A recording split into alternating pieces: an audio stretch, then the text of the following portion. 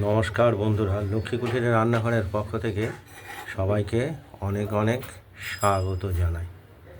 প্রতিদিনের মতো আমরাও আজকে একটি রান্নার ভিডিও রেসিপি নিয়ে এসেছি। সেটি হলো ঢ্যাঁড়স এবং আলু দিয়ে পোস্ত বাটা দিয়ে একটা চচ্চড়ি তৈরি হবে। আমরা কড়াইতে প্রথমে তেল দিয়ে দিয়েছি।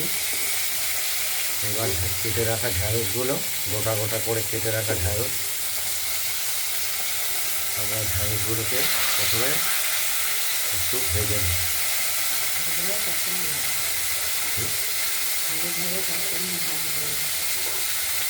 এরপর আলুগুলো দিয়ে দেবো, একসঙ্গে ভাজবো।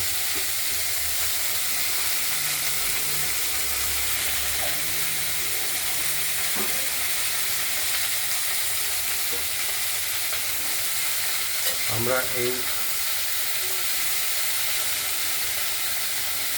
আলু এবং ঢ্যাঁড়সের এই চচ্চড়িতে যে পোস্ত বাটাটা দেব, পোস্ত এবং কাঁচা লঙ্কা, এটা আমরা আগেই বেটে রেখেছি, এটা আমরা দেব। এখানে পরিমাণ মতো একটু নুন দিয়ে দিলাম, সামান্য হলুদ দিলাম, বেশি হলুদ দেব না, তাহলে পোস্তর যে গন্ধটা সেটা নষ্ট হয়ে যাবে।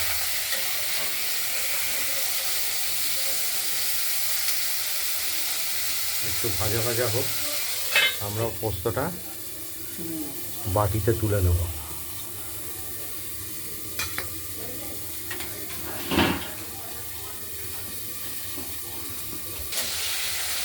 আমরা আলু আর ঢ্যাঁড়সগুলোকে একটু ভাজা ভাজা করে নেব। কালকে ঝিঙের সঙ্গে আলু দিয়ে আমরা ঝিঙে আলু পোস্ত করেছিলাম, আজকে ঢ্যাঁড়স আলুর পোস্ত হবে। পোস্ত বাটাটাও তুলে নিয়েছি বাটিতে, দেখতেই পাচ্ছেন। ভাজা হতে থাকুক।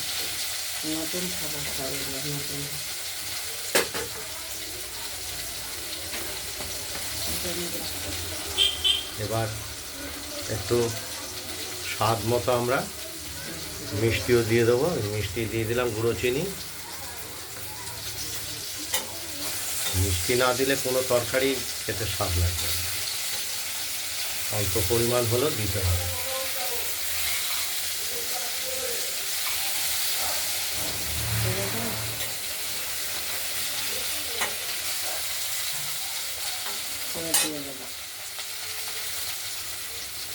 আমাদের ভাজা ভাজা হয়ে এসেছে। এবার আমরা পোস্ত বাটাটা দিয়ে দেব। আলুটা একটু সেদ্ধ হবে, তো আলুটা একটু সেদ্ধ হবে, দিয়েছি একটু মাখা মাখা করবো।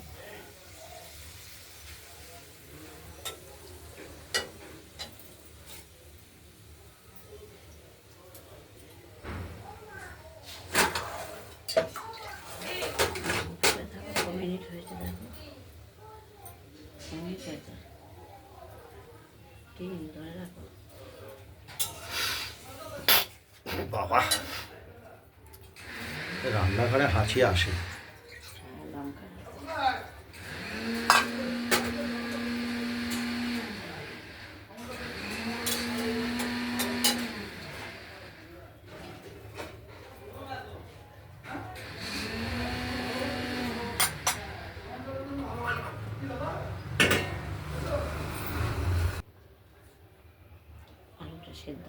ঢ্যাঁড়সের সঙ্গে আলু আর পোস্ত দিয়ে নুন মিষ্টি ঝাল হয়েছে, কিন্তু সেদ্ধ হয়নি।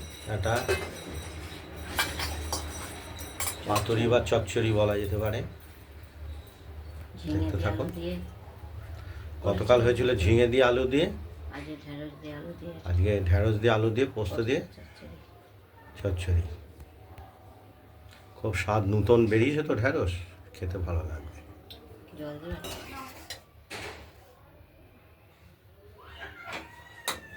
কিছু কিছু হয়েছে, কিছু কিছু হয়নি। ঢ্যাঁড়সটা দেখি, ঢ্যাঁড়স সেদ্ধ হয়ে গেছে, আলুটা একটু হবে, আলুটাও একটু সেদ্ধ হবে, ঢ্যাঁড়সটাও একটু হবে। আর এই যে আমাদের এই আলু দিয়ে ঢেঁড়স দিয়ে পোস্ত দিয়ে চচ্চড়িটা প্রস্তুত হয়ে যাবে। কিছু কিছু আলু না দেখতে থাকুন। সেদ্ধ হয়ে গেছে আলু, ঝোলটা একটু শুকা, তারপরে নিভিয়ে দেবো।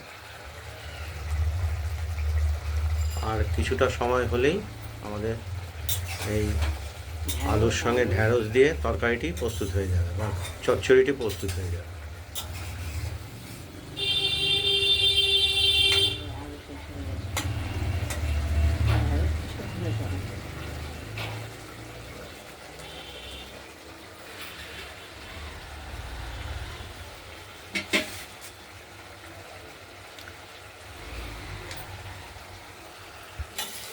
হয়ে গেছে ঢেঁড়স দিয়ে আলু দিয়ে পোস্ত দিয়ে এই চচ্চড়িটা আমাদের কমপ্লিট হয়ে গেছে।